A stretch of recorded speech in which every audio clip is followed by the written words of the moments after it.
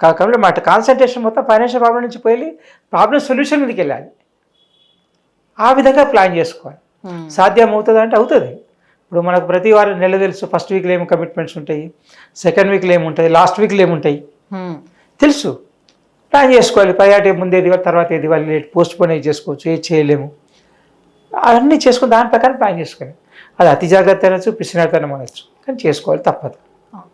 అంటే ఒక ఇంత మనీ వస్తే ఇంత హెల్త్కి, ఇంత సేవింగ్స్కి అని ప్లాన్ చేసుకుంటే బెటర్.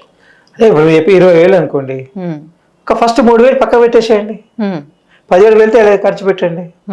ఒక నెల ఇంకొక 1,000 తీయాల్సి వస్తుండొచ్చు 3,000 నుంచి, కానీ సెకండ్ మంత్కి వస్తే కదా 2,000 మిగులుతుంటాయి కదా. అవును, అక్కడ ఒక 3,000 మిగిలించండి, మళ్ళీ ఒక 1,000 తీయాల్సి వస్తుండొచ్చు, 4,000 అవుతుంది.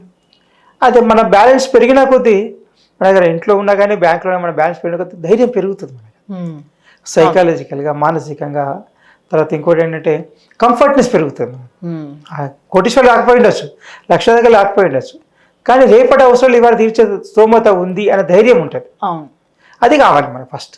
తర్వాత పెరిగిన తర్వాత ఒక లెవెల్కి వెళ్ళిన తర్వాత మనం పెట్టుబడి పెట్టడం, మనం సంపాదించుకోవడం, దాంతో సంపాదించడం, అంటే సేవింగ్ చేసుకున్న దాంతో డిపాజిట్ ఇంట్రెస్ట్ తీసుకోవడం, లేకపోతే షేర్స్ పెట్టడం, ఇట్లా పెట్టడం, తర్వాత ఆలోచించవచ్చు. ఫస్ట్ మనకంటే కంఫర్ట్నెస్, ఒక 6 months ఎక్స్పెండిచర్ కవర్ అయ్యే విధంగా, ఆదాయం రాకపోయినా, ఆలస్యమైన, అడ్డంకులు వచ్చినా, అవాంతరాలు వచ్చినా తట్టుకునే విధంగా మనం ఫస్ట్ ఫైనాన్షియల్ పొజిషన్ తయారు చేసుకోవాలి.